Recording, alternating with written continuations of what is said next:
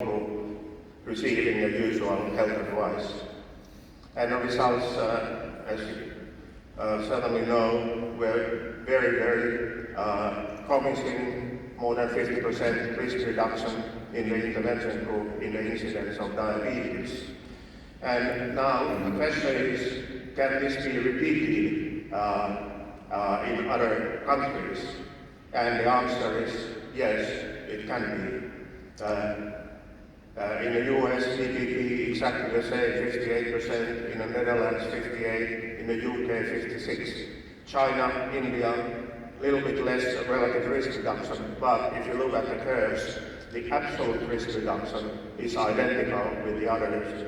Relative risk reduction is smaller because the incidence in these cohorts were higher in both intervention and the control group.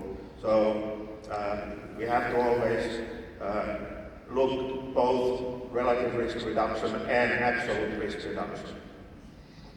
Now, the US diabetes prevention program included several ethnic groups, testing whether the intervention provided with the lifestyle or metformin were in the same way or differently in different ethnic groups. It's a very interesting design from this point of view, and as you can see here, the lifestyle intervention worked exactly the same way in all ethnic groups, and basically also the metformin in a similar way, being in between the placebo and the lifestyle intervention.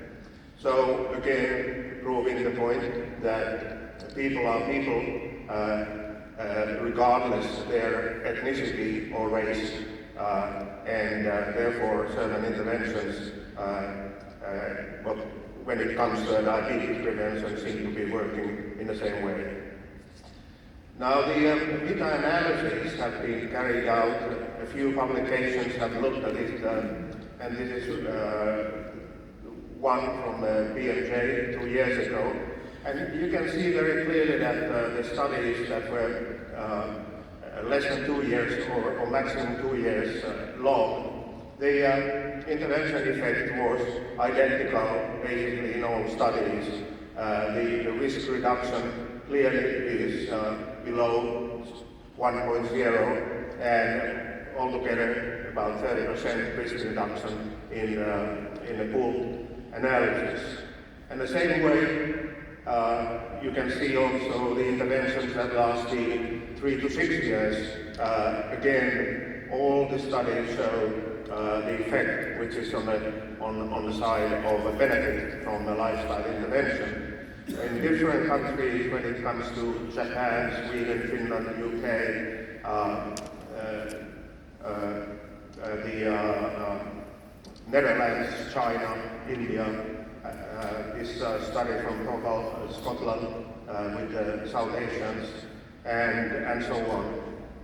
Now, I had a question to answer whether the interventions work in the same way or different way, and you can clearly see that the interventions seem to be working in the same way in different populations and countries. Another systematic review here showed the effect on different subgroups of prediabetes, like studies with IGT, like our trials basically all were carried out in people with IGT, either for more than 3 years or less than 3 years. You see the risk reduction here.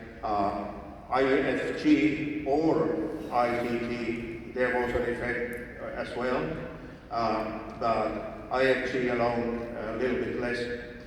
Risk score using as a recruitment method, again there was some effect in a few studies that were carried out.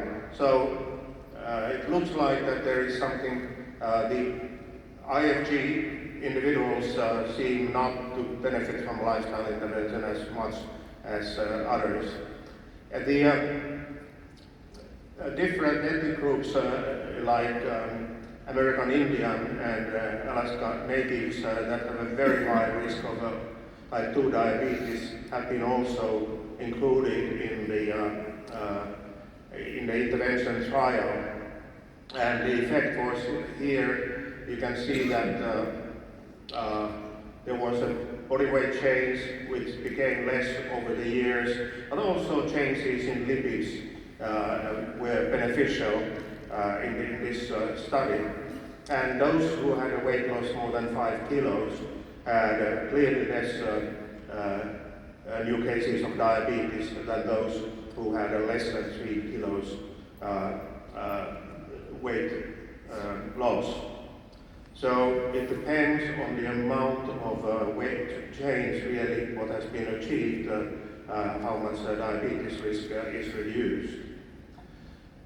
Whether the interventions are working differently in men and women, there is also a meta-analysis on this, and you clearly can see that there is no difference actually in that sense, whether you are a male or female, the benefits are there from lifestyle intervention.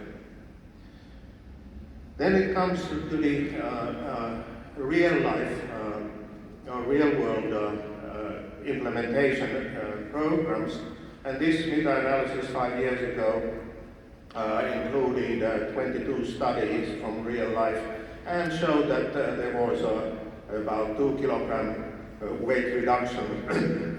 And importantly, again, those who adhered with the lifestyle intervention, that these were having the best benefits with weight reduction. Now the very new data published online in Diabetes Care a few weeks ago presents the first results from a UK or English National Health Service Diabetes Prevention Program, and they looked at the changes in the people who were recruited with the intermediate hemoglobin A1C or fasting glucose levels in the IFG range. And they screened more than 300,000 individuals. Then half of them were actually reached for the initial assessments. And then you can see go down here. And finally, in the program, 17,000 individuals completed the program. That is 60% of these who started. So this is a usual story that we can reach a lot of people to have a risk assessment for diabetes, but how many pick up the intervention, how many really then comply, that is a different story. Now, in this study, there was a body weight change about 2 kilograms, more or less the same in men and women, but the men a little bit more weight reduction than women. Hemoglobin A1C change was 1.3 millimole per mole, which is 0.12%. So tiny small change in the hemoglobin A1C, not really very striking, but some benefits. This study has not yet published the data on diabetes incidence. In Finland, we had the first ever national diabetes prevention program, and there was, in addition to the national activity, the implementation program in a few areas of the country where more data were collected. And this study showed, or program showed, that the weight change was directly associated with the incidence of diabetes.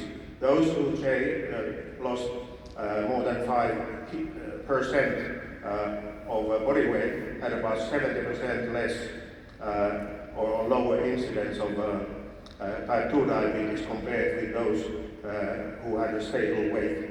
And of course, those who gained weight during 1 year follow-up only had an increase in incidence about 10%.